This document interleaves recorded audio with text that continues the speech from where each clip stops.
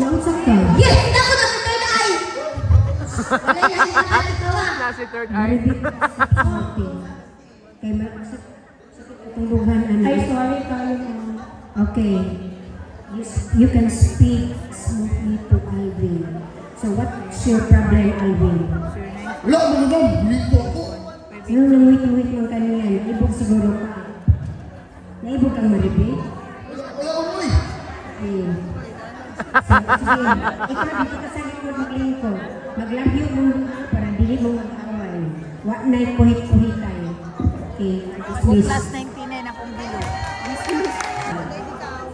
Hi kids! Good morning! Ako may wala na ako gihatag akong cellphone, George. Ikaw wala ko cellphone. Okay, we're going to have a lesson. Mag-flash ko sa screen, ha? You wait. Turn off the light. Ay, nalite ka. Pero late ko. Last ko mo sa Lord sa room. Para may mo siya late ko. Wala lang. Excuse me? What's wrong with you people? Can you pick up the pieces of paper, please? Oh, Angel, you help me. You pick up the pieces of paper. Oh, sige. Doesn't matter. Come on, Angel. I know you can do it. You pick up. It's okay. We're going to resolve that later. Okay? Oh, there's still more. Oh, sige. Kamay na, mag-English ang na. Kami na lang masaya. Oh, nakakasi. I want you, Marlene. English ang I na caught Minecraft. you. Oh, sige. Can you please stand up? Na-pressure siya na nag-English ang niya. Oh. Wala na. Okay, listen students. Our classroom is our responsibility. Okay? So I guess it's your work to maintain the cleanliness of our room. So may I request everybody to please pick up the pieces of paper before we can start now. Okay?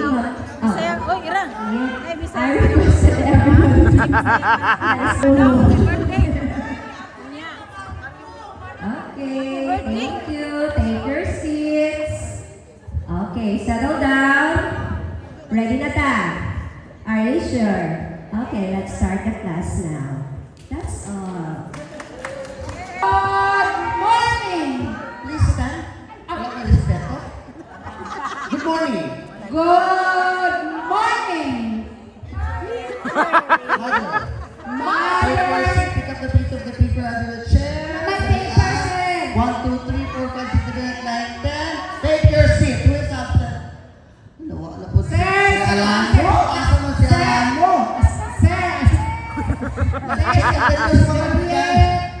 Wala po si Alamo. Si Dennis. Nagluto, sir. Nasa? Lalangay, sir. Lalangay. Ay, lalangay. sir. Paniod Sige na lang. Magpa-feeding siya ron. Sir, Oh, sige. sir. Alright, sir.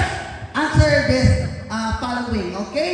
I will give you a problem since our class is math. So, I will give you a problem. Please listen carefully. Kaya, I will give this once, ha?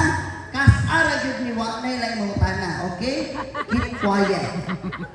So, we'll read the problem. In a school program, there are 12 rows of 12 chairs. 12 rows of chairs, and each row has 12 chairs. Diba? How many chairs are there in total? Yes, that's it. I want that's it. That's it. Keep quiet! That's it lah! That's it. Yeah. 12 times 12. Sir! Bilang! 144, sir. Bilang! 144, sir. So, what's the problem? Pila ka buok sa usa ka row, pila ka buok sa ka row sa 12. Time, oh. 12 times 12, sir. 12 times 10 equals? 144. Okay, so only that's he got 20 points. Goodbye, class. Goodbye. Wala na siya. Action sa ako. Oh, good afternoon, class. Good morning, ma'am. Afternoon na ito ang script na unsa. Hoy, pa niyo ito? Okay, everybody stand. Tindog ba? Tindog. Oh, good afternoon. Palibot siya. Okay, pass your phones, your cell phones. Where are your cell phones? Ay, bugata sa bag. Cellphone, di kayo pasada. Ayun, 1. At ka na 10, 9, 5, 4. Cellphones. Okay, kasi absent ka ng Biche. Elvira, ba? Margalisa. Late. Good afternoon, ma'am. Sorry, I'm late. Oh, you're always late, Roxanne. Sorry, ma'am. Bugay na po na Okay, keep your phones. We're going to start our lesson this afternoon. And our lesson is about the human body system. Look, sige, tayo mo ng rule, Roxanne. Dugay, tayo ka, Rox. Yung rule.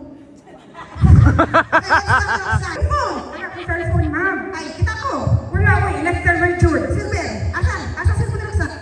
Wala man, Jude. Ay, mga buhayang nagkuhan. Wala, Jude, ma'am. Kasi saan mo kami sa akong bag. Wala ko kadala. Oh, you are the two crocodiles? Yes, yes. Anak man ni Vizcaya, good boy ah.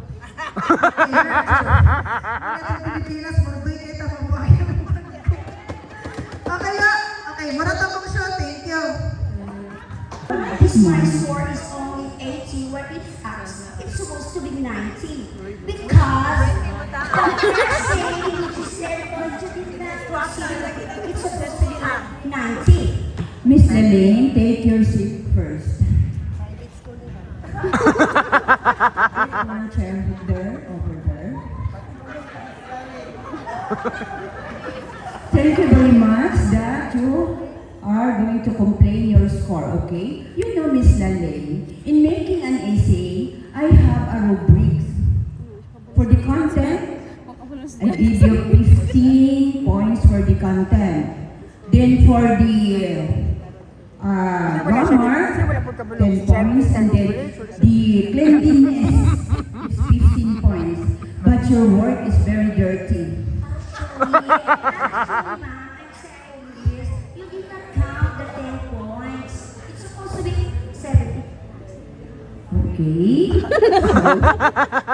So I will going to consider this. But next time, make your work clean, okay? So that I will give you perfect points. Thank you, Mom. You're the best ever. Thank you, months later. Thank you very much. Yung na pa yung second round. Few months later na gani. Good morning. Why is my score so low? My essay, you only given me 5 out of 15, where in fact, my classmate has 25 score, but not only 5. Where in fact, I'm the brightest in the class. Ang sanggol, Bert, sang pagdiwak, look sa galaw. Miss Lelaine, okay?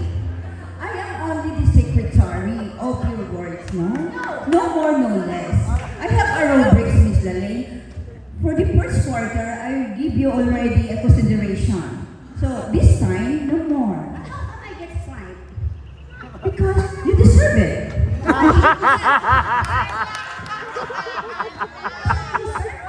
Because your content, you're out of topic. Thank you.